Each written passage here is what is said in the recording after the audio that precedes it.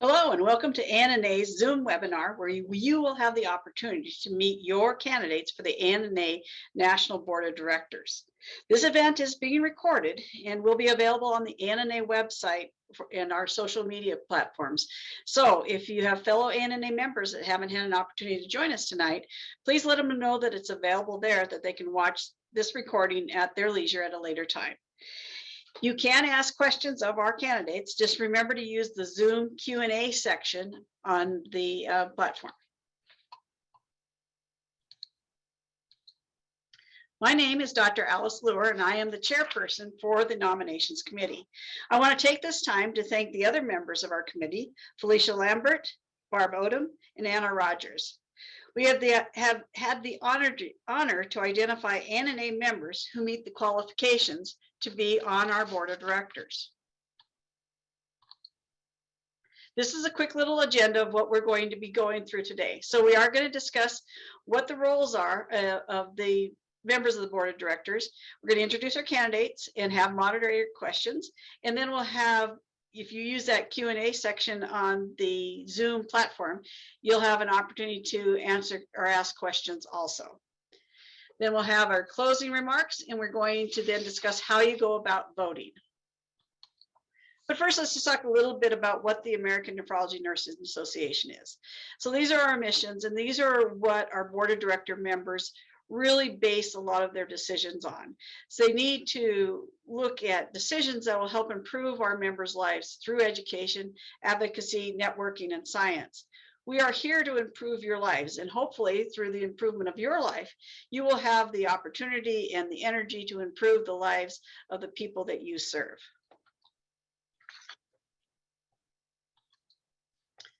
The board of directors for ANNA, they provide oversight for the entire organization. They help set the association's direction. How are we going to face the challenges and enhance the opportunities of our future as an organization? They also work on strategic thinking. They review and support ANA's missions and visions.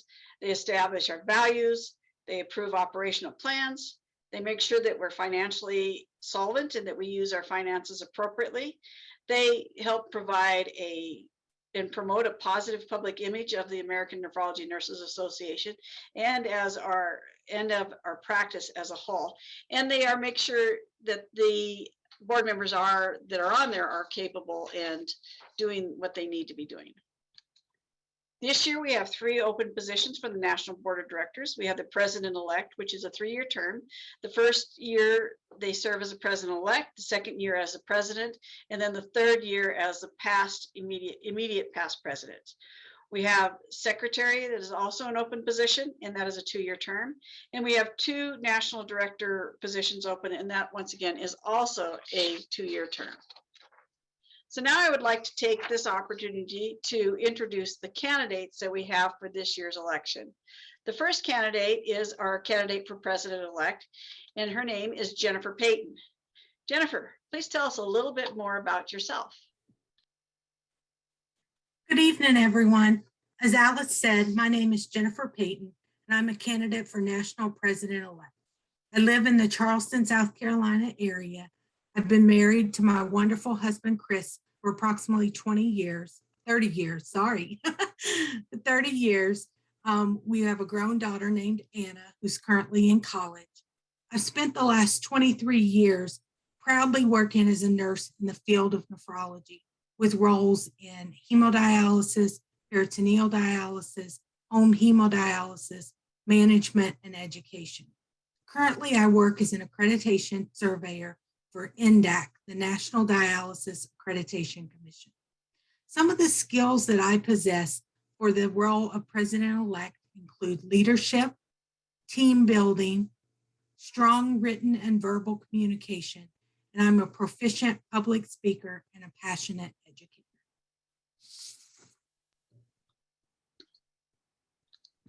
Thank you so much, Jennifer. We have 3 candidates for the national secretary. I'll say their names first. We have Gail Hall, Kristen Larson, and Paula Richards. And I'd like you guys to tell us a little bit about yourself also. We're going to start with Gail. Gail, can you please tell us a little bit about yourself? Hi, everybody. As Alice said, I'm Gail Hall. I live in Jacksonville, Florida, and I currently work for Fresenius Kidney Care as a Director of Clinical Education Learning Strategies in the Clinical Education Department. I've been a nephrology nurse for over 40 years. I have worked in inpatient services and acutes. I worked in outpatient hemodialysis, in home dialysis, both peritoneal and home hemodialysis. And I've also worked in management, operations, and education roles. My attributes that I feel are the strongest for this position are as a communications and publications specialist. I do a lot of written and verbal communications in my current position, and also as a very organized person as far as making sure that everyone's needs are met in terms of the communications for minutes of meetings and that type of thing. I look forward to sharing more with you as this meeting progresses, and thank you very much. Thank you so much, Gail. Now the next person we have is going to be Kristen Larson. Kristen, can you tell us a little bit about yourself? Well, thank you, Alice. Well, it's a pleasure to be here. A little bit about Kristen Larson. I have been a nephrology nurse practitioner and a nurse practitioner for 20 years. I joined ANNA the second day of becoming a nephrology nurse practitioner. I have really worked in every aspect, starting with hemodialysis, chronic kidney disease. For 10 years, I had an academic appointment at the University of North Dakota in the family nurse practitioner program. I really enjoyed that. I have worked in industry, medical device. I've also worked for pharmaceutical industry.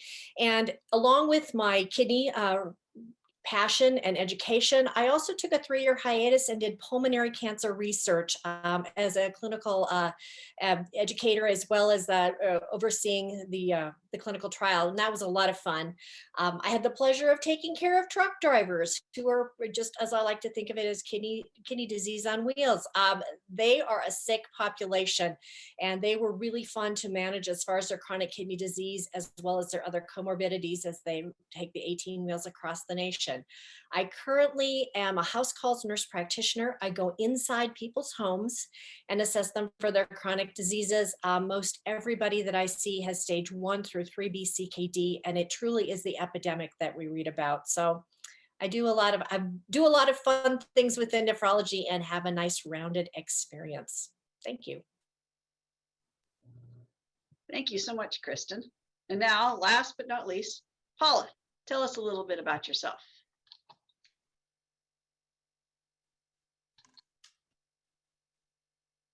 Hi, Alice. Thank you so much. I have been in nephrology nursing for 43 years. My background is as varied as everybody else's. Mostly it has been in the IPS or acute program, where I work for Fresenius right now. I manage 39 hospital-based programs. I have worked in PD. I've worked in CRRT. I've also done education in one of my lives. And early on in my dialysis career, I dialyzed dogs. So I thought that was a little bit of interest for people to have, because I don't think there's many out there who have dialyzed dogs. I am a mother of 3. I am a grandmother of 16, and I am a great grandmother of 1 special little grandson who just turned 1 year old. So I'm very excited to have him in my life and be with him. I live in Percy, Pennsylvania right now, but from the accent, you'll realize I really am from New England, because I'm formerly from Rhode Island, where I was born and grew up until 27 years ago when I moved to Pennsylvania. Again, I love education. Mentoring is my passion with my staff and developing people. I obtained my DNP this past August, with my focus in nursing leadership. So this is just adding to my abilities to be able to work with my staff and help develop new dialysis nurses or nephrology nurses that are out there. I also speak for ANNA. I've done it on local and on the regional and national levels, and I really enjoy it. And I look forward to your questions for tonight. Thank you so much, everybody. You got a tough choice for National Secretary, that's for sure. You got three excellent, excellent candidates. Now I'd like to take the opportunity to introduce the candidates for the National Director. And here are your candidates. We have Michelle Gilliland, we have Teresa Villarand, and Faith Lynch. So we're going to start with Michelle. Michelle, tell us a little bit about yourself, please. Hello, thank you, Alice. Tomorrow is Veterans Day, so I'd like to thank our veterans for their service to our country and those who serve our American Nephrology Nurses Association. My name is Michelle Gilliland. I'm a master prepared nephrology nurse with an additional degree in business administration and minor in marketing. I've served in the nephrology specialty practice for over 25 years in a variety of areas, including acutes, chronics, manager of home therapy, director of operations, and corporate level vascular access initiatives, and currently serving as a key account representative for the Veterans Affairs over the Western United States. It is with great pride and pleasure I have served the American Nephrology Nurses Association in numerous local and national roles, most recently as the Nebraska Platte River Chapter President and National Leadership Committee member. Within the ANA Specialty Practice Network, I served as the Administrative Practice Lead, Education Advisor, and on to a Specialty Practice Leader. Other contributions within ANA include the Manuscript Review Panel, conference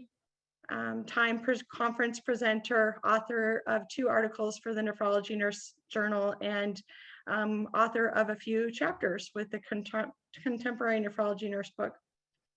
A few unique skills I'd like to bring to the National Director role are attributed to certifications in Black Belt, Lean Six Sigma, data analytics, project management, and agile leadership. Thank you so much. Thank you so much, Michelle. And now we'll hear a little bit from Teresa, please. Hello, everyone. Welcome. My name is Teresa Villarand. I currently am the Bluegrass Chapter President for ANA. I also am on the Board of Directors of the Kentucky Nurses Association. I serve as the chair for the Professional Nursing Practice and Advocacy Cabinet. Recently, I wrote a proposal to work with the KNA to get our members some CEU offerings. So I wrote a proposal for our intersection of social justice and healthcare movie nights, which was a total success. They were very interesting conversations that we had about the intersection of how social justice affects health and healthcare delivery.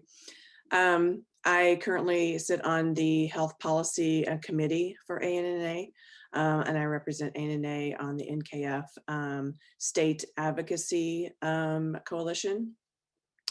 And I've done acute dialysis. I was an ICU nurse for 25 years. I currently work in in-center hemodialysis. And I bring a lot of leadership skills. I currently am working on an article for submission since I went to NIWI this year.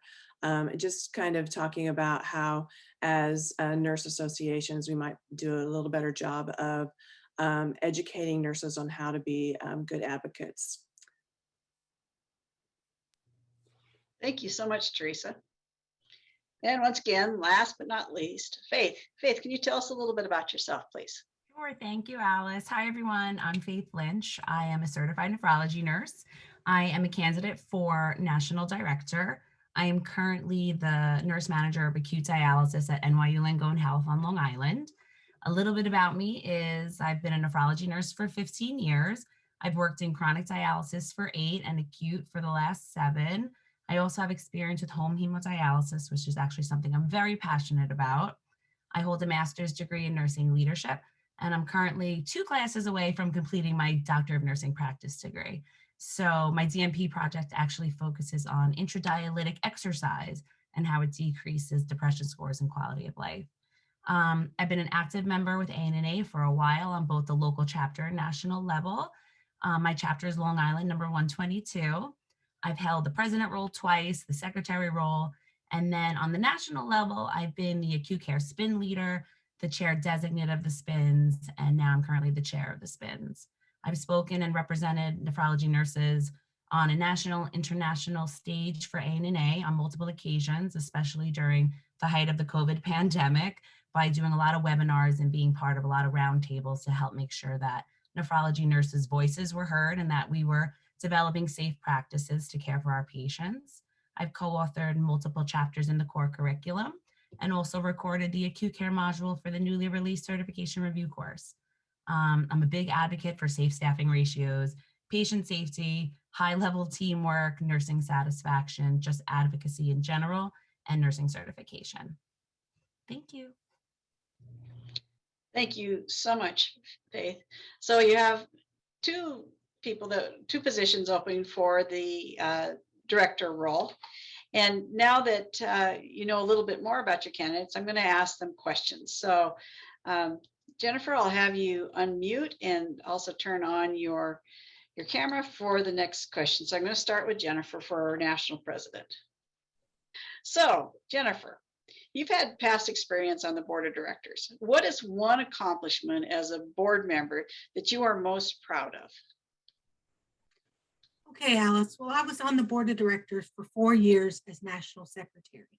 During my time on the board, there were many things that made me proud to be a part of this wonderful group of nephrology nurses. I was proud to serve the membership in my role as secretary.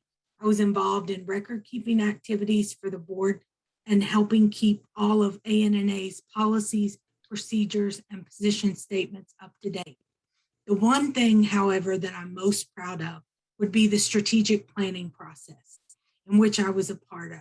I was involved in helping create ANNA's strategic plan and update ANNA's mission statement. Strategic planning is very important for our association as a guiding roadmap for the future, and I am proud to be involved in this. Thank you. So with that, what do you think is one of the biggest opportunities for growth for ANNA? The biggest opportunity for growth is in our number of members. We need to not only grow our numbers, but in diversity. We need to work on recruiting nephrology nurses with varied years of experience to include those new nurses, but also those nurses who are new to nephrology. We need nephrology nurses of all ages and specialties with varied levels of education, starting from the associate degree level up to the doctoral nephrology nurse. We need to do a better job of promoting our association and our vast array of resources. For ANNA's future, I envision a group of nephrology nurses from all educational levels, ages, sexes, modalities, years of experience, races, and ethnicities. Thank you so much. It certainly gives the audience a well-rounded look at how you would work as our national president-elect. So thank you so much. Now we're going to move to the national secretary candidates, and we're going to start with Gail Hall. So Gail, have you go ahead and unmute and turn on your camera so people can see you. Can you see me? I can. Thank you so much. Okay. So what past experiences as a leader will you draw upon to help you as a board of directors member? Thank you.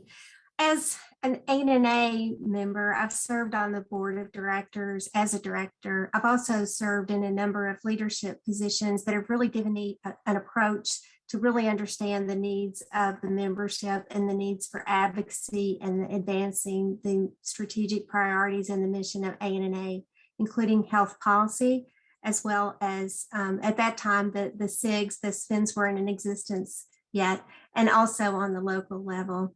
Outside of ANA, I've served on a number of boards, including the National Kidney Foundation of Florida's Board of Trustees, as well as the Florida Renal Administrators Association. Those are just a few of the resources and leadership that I bring to the board of directors as national secretary.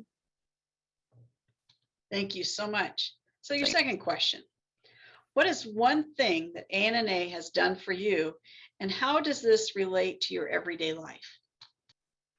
So the The most important thing I think ANA has provided me is the relationships with the people that I've met. The number one example is my husband, who I met at the ANA meeting in Dallas, and the 25th anniversary. We've been married now for 27 years. The relationships that I've met with people in ANA have just been phenomenal. And I've met people across a variety of the country, roles, positions, and they've served as very valuable friends as well as resources for questions and just networking. So the relationships have really been the main thing that I've appreciated about ANA. Thank you so much. So now I'm going to pose those same two questions to Kristen. So Kristen, if I could have you unmute and then turn on your camera. There we are. There Can you you repeat the be. question, please? There you be. I will repeat the question. So what past experiences as a leader will you draw upon to help you as a board of director member? Well, I want to echo that as my colleagues have served both at the local and the national level within the organization. Yes, I've done that. I believe I'm the perpetual president of the Intermountain chapter, which I love. But I really want to say that public speaking is the leadership quality that I have and I'm most proud of. In order to present at the national meetings or to local meetings and preparing an educational platform, you have to really know your stuff. You've got to research it. You've got to put it together in a PowerPoint. You have to know it backwards and forwards. And as you practice that presentation, you have to anticipate the hard questions. And that's what I see as the national secretary, being well prepared and anticipating the questions that the membership will have for you. I also think of too, in public speaking, you always have somebody who hates you or whatever you're presenting, no matter how good a job you have. They give you, I call it the evil hairy eyeball when I'm speaking, and to deflect that energy that I feel coming towards me that's not always favorable sometimes, and turn it into an experience where I hopefully can connect with that person who's giving me that look or that feeling. I'm going to have people that aren't overly thrilled with what the board of directors has done, and I'm going to need to speak for the board and know my material, defend it to the best of my ability. And when I don't know the answer, just like in a public presentation, I don't know the answer, to humbly admit that, but I will find out for you and then carry back on with the conversation. So public speaking, absolutely, hands down, this has prepared me. You literally think on your feet when you stand up and give a talk. So that's my leadership skill. Thank you so much, Kristen. And so the second question was, what is one thing that ANA has done for you, and how does this relate to your everyday life? Everyday life, and I would absolutely echo what Gail just said. It is relationships. It's by far the people and the love that you feel. I think COVID has really shown how much I really hate Zoom meetings. There just is a lack of energy coming through a screen, and I was darned and determined that I was going to get to Florida regardless of what the program was. It was a wonderful program, but I was going to go there to see my ANA family and physically hold those people and hug them and tell them how much I love them. It's been by far the best thing. I've never been mentored by such a wonderful group of individuals. It also benefits me that I know somebody in nearly every city in the United States. So I don't have to pay for a hotel room. I just call up my ANA buddy and, hey, can I stay with you?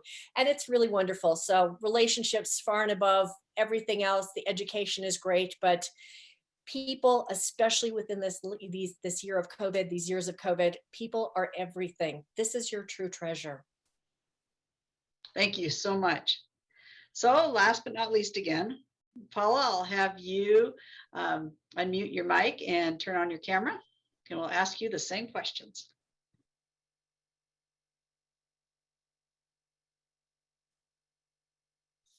Okay. There you be. Thank you for doing that. So Paula, what past experiences of leaders will you draw upon to help you as a board of director member? So just like my esteemed colleagues, I have also been on the board previously in the role of director. I did that for 4 years.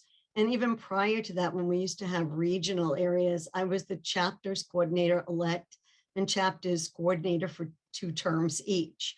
So with this past experience and also being the chair of the Awards and Scholarships Committee. I'm on health policy. It has really provided me with the experience of being able to communicate and making sure that I'm very clear on what I need to say and that everyone understands, and that I also understand what they're asking me and what they're expecting from me when I'm on the board. When I was on the board before, I worked with most of the chapters in the Northeast region because we were still kind of regional at that time. And it was just wonderful to be able to work with all of those people and gain that experience, finding out what was going on, solving problems with them, being their sounding board. These past experiences and the past experience on the board itself are going to lend to being there again and working as the national secretary. Thank you so much, Paula. And the second question, what is one thing that ANNA has done for you, and how does this relate to your everyday life? So I'm going to echo again, both of my colleagues. The greatest thing that happened was the networking, the making of friends all over the country, people that I can reach out to at any time, should I have a question, should I have a problem. And as Kristen said, COVID really put a damper on us getting together, because we used to be able to see each other at least twice a year, be able to get together, talk about different things, see each other in person. And that was so renewing to be able to do that, and kind of re-energizing all the time whenever you could meet these people, getting new ideas, working together, discussing what was going on just in life in general. It just provided those opportunities. When I first joined, I was a very young, new dialysis nurse, and it wasn't even called ANNA back in those days.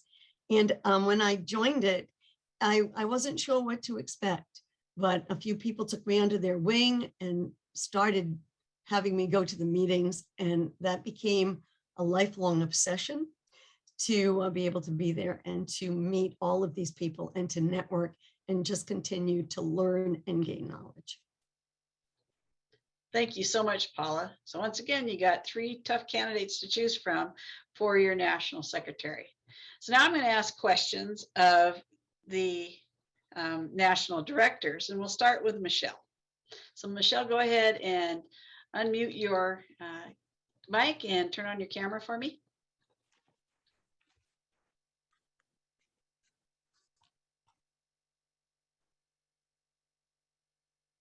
Should play the Jeopardy song. Michelle, are you still there? I am here. There you go. Good job. So, first question for you. How have you advocated for yourself, patients, or family members in the past? And how will these experiences help you as a member of the board of directors? Thank you. Well, advocating for nurses, patients, and family come natural to me. In fact, I would call myself a justice warrior. When it comes to nurses, I like to share peer-reviewed and up-to-date resources and deliver high-quality education. I also like to streamline processes to simplify their workflow. I've met nurses who are tasked with developing new programs and improving efficiency. If they've never done this before, it can overwhelm them. So a recent example is a nurse manager who asked me to help in developing a home hemodialysis program. The first thing I asked was, are you a member of ANNA? She was not. So I explained the value and benefits of membership, such as networking with peers who have already invented a pathway for home hemodialysis, serving on committee in her specialty practice, and so on. She decided to join ANNA and is now what I would consider a very active member. Seeing her from completely overwhelmed to confident and competent in her work was a very rewarding experience. Today, every renal nurse I encounter is asked, are you familiar with ANNA and are you a member? If they say no, they receive a 60-second elevator speech from me and a link to the ANNA membership and benefits page. In terms of patient advocacy, I want the best for our patients. And that's why I work outside of work on projects for ANNA and the board, and serve as a board member for the Nebraska Kidney Association. In 2017, I was the recipient of the Wayne G. Schroeder Humanitarian Award. And volunteerism is not only allowing me to stay abreast of best practices, I'm also able to share this knowledge in professional and local settings. Some examples are assisting with the local kidney yearly evaluation program to screen for early CKD, bringing in high caliber speakers to the local ANNA chapter and Nebraska Kidney Association conferences, presenting on kidney health awareness for the Kiwanis Club, and professional topics for the Renal Research Institute and Vascular Access Society of the Americas. I also enjoy sending several letters over the years to our local and state legislators advocating for nurses and patients. Thank you so much, Michelle.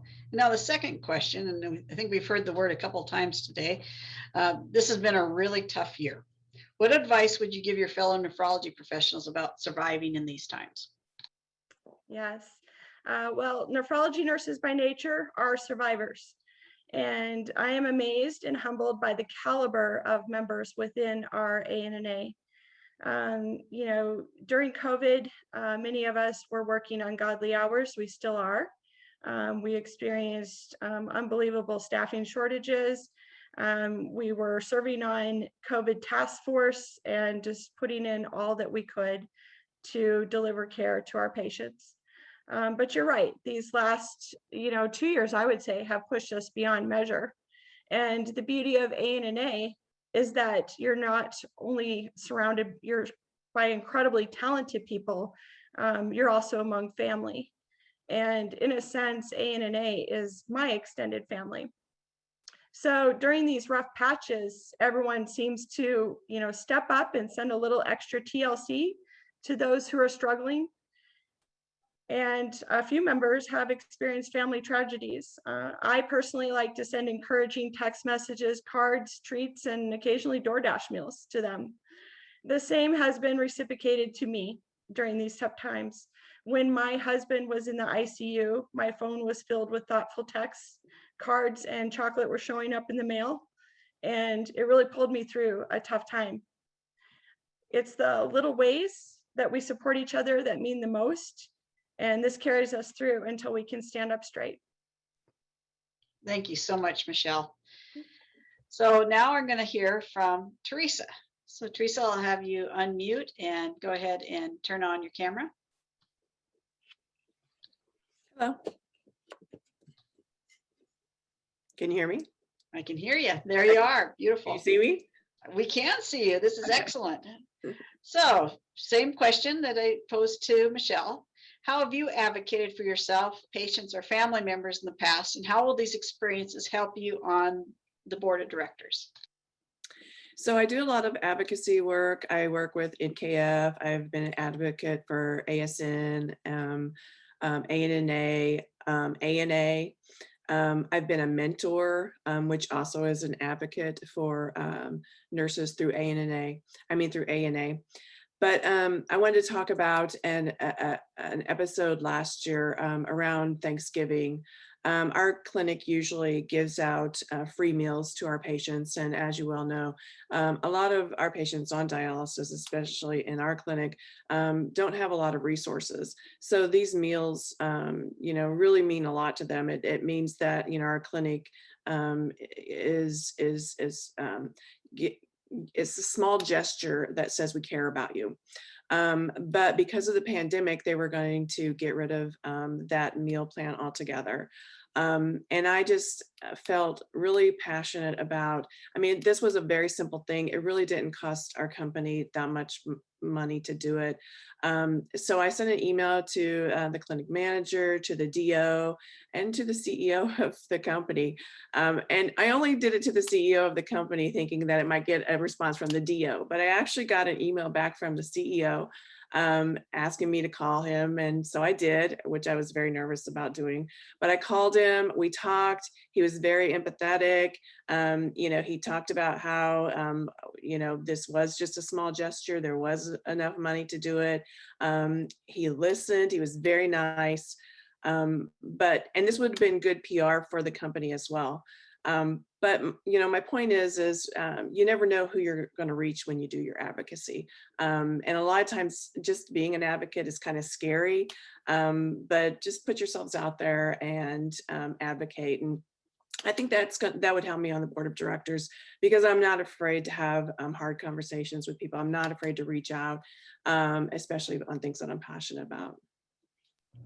Thank you so much. And then that second question, a tough year.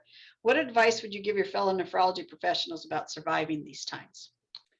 Well, I know we've heard a lot about self-care and resilience, and I really don't like that word resilience, because I think it puts the onus on the individual for self-care.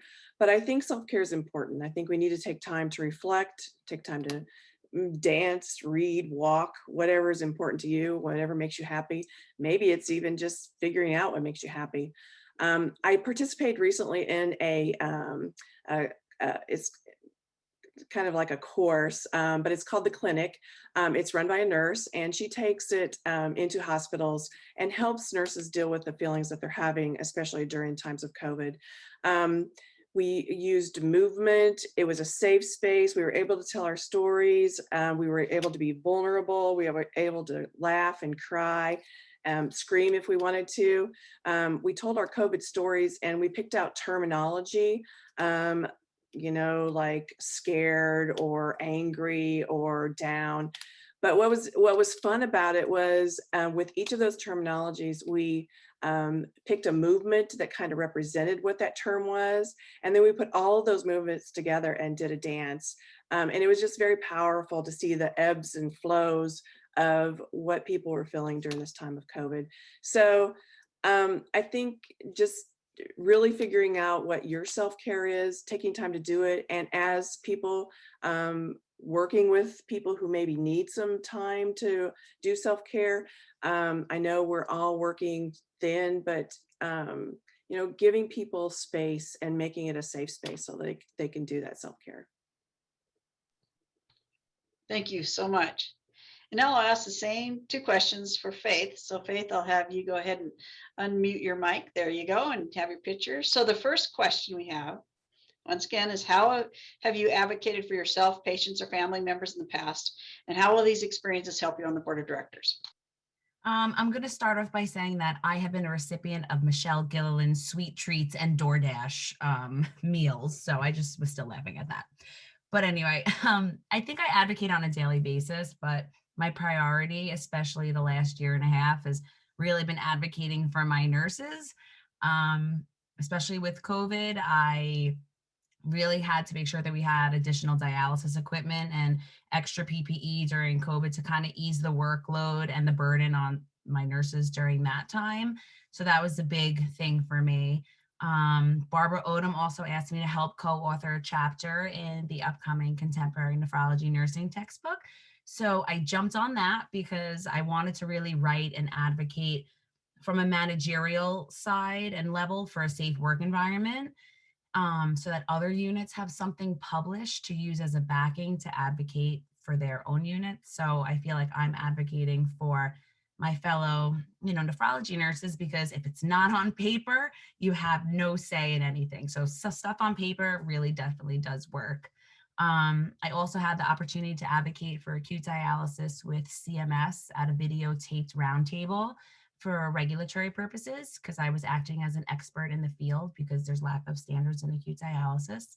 And those are really just a few ways that I've advocated, but I think with my experience, I can really help advocate for the members of ANNA if I'm elected onto the board, to make sure that they're supported and to make sure that we fight for what's right. Thank you so much. And then that last question, this has been a tough year. What advice would you give your fellow nephrology professionals about surviving these times? I think the advice that I would give everyone is we really all have to be in this together. I mean, strength in numbers, having a voice, that's what really leads to change. My leadership style is a servant leader. If you talk to any one of my staff, they'll tell you. So I serve first and I lead second. I was running treatments with my staff during COVID, even though I was a manager. I did everything I could to help them, and in return, they helped me. So I knew I had to pretty much help my team to survive. And I knew the burden that they carried, and I carried it along with them on the front line. So I really feel that teamwork and trust is really what helps you survive, especially if you have a good team.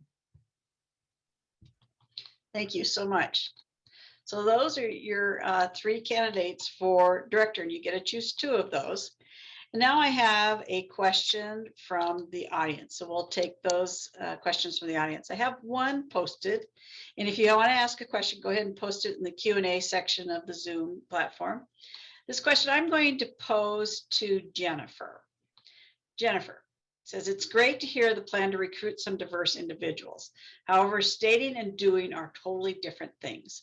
As board leaders, how will you actively recruit members to increase the diversity in the membership and on the board? Hello, Alice. Can you see me? I can.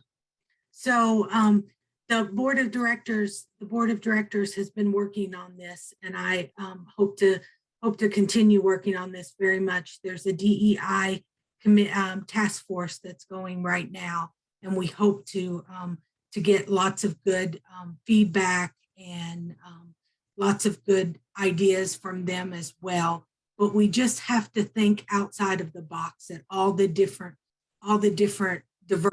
diversities, not just looking at race or age, but looking at educational levels and all the different ways that we can get our word out to the, to nephrology nurses that we are the utmost, place that they want to be. We are the association that they want to be involved in. And we just are going to have to come up with creative ways to do that with all the different groups.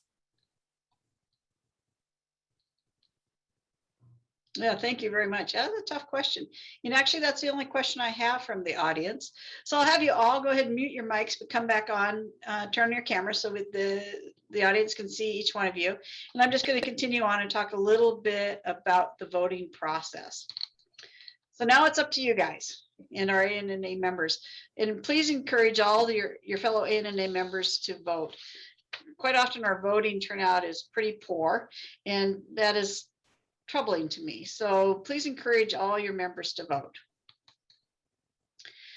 You want to say, please vote. It's open to all full members, and it opens November 30th at 2021.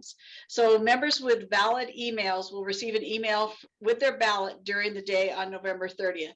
And you may not, if you're working with a coworker that's also an ANNA member, you probably aren't going to get that email at the same time. It's going to be coming out throughout the day.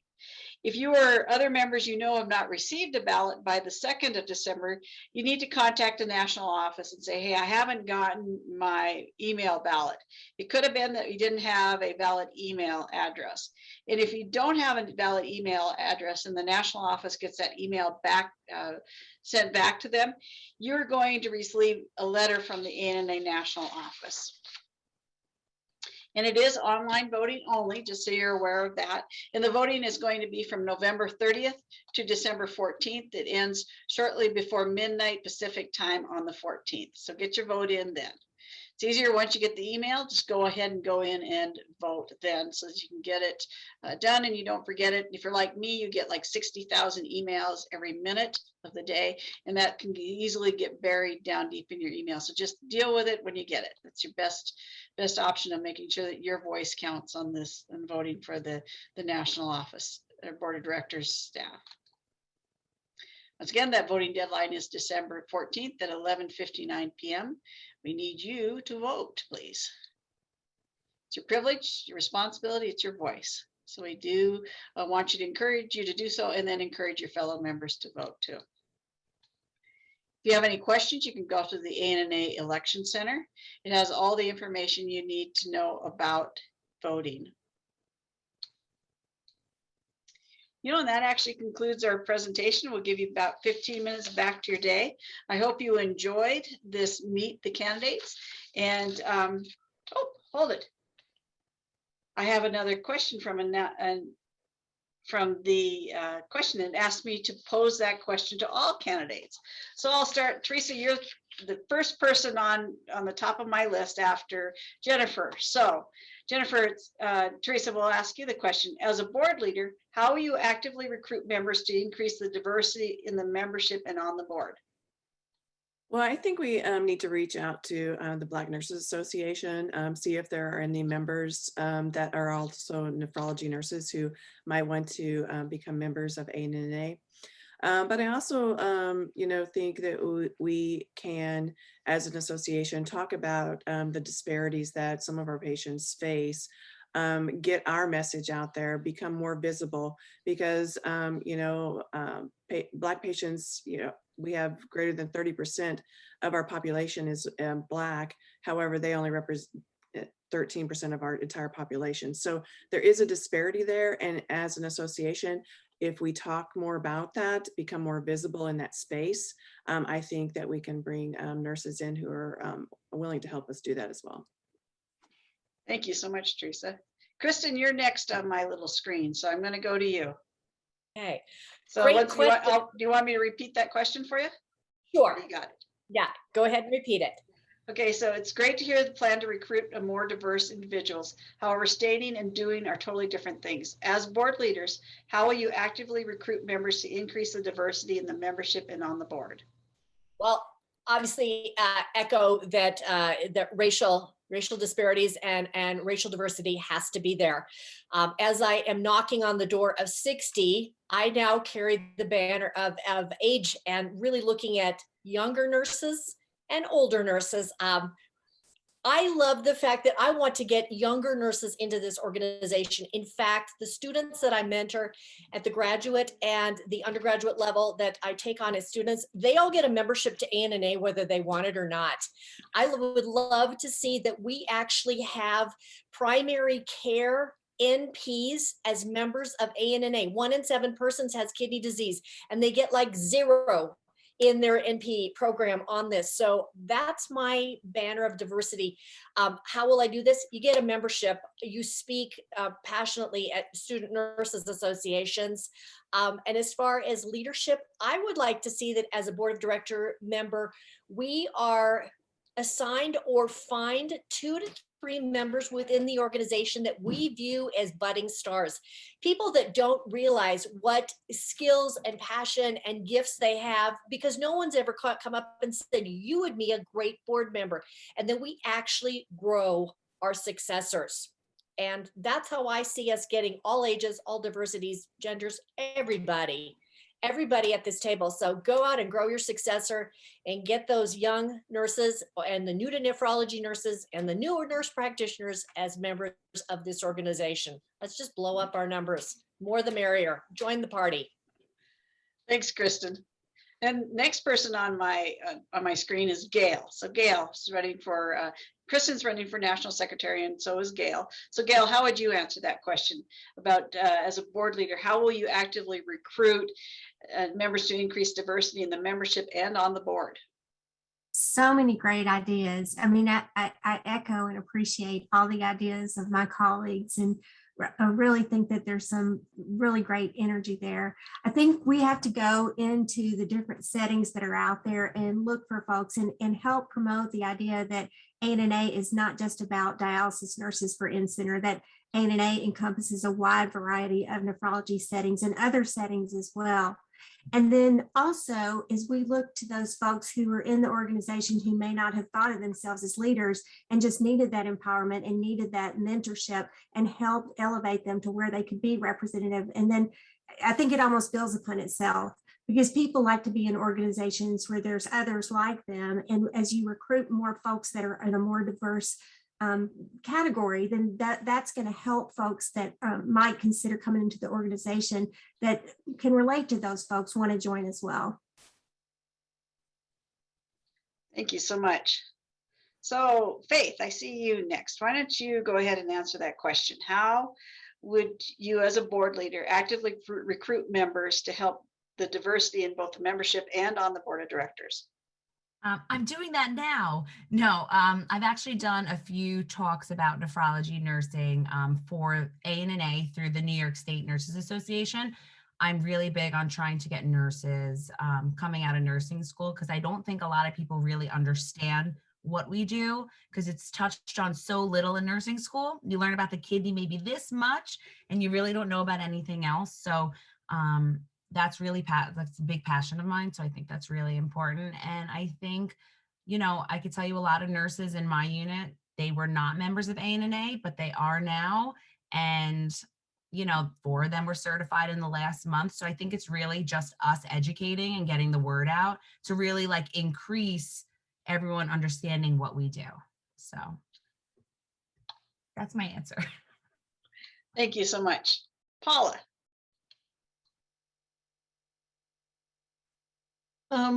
One of the things I already do, because I always tell everybody I'm a cheerleader for ANNA, is as we're hiring in new staff, I bring up the information about ANNA. I tell them about it. And also for nurses that have been in nephrology for a long time, I'm surprised at the number that don't know anything about ANNA. So of course, give them a little, as somebody said, that 1-minute elevator speech, let them know about it. But we also provide free membership. So we're getting these people in.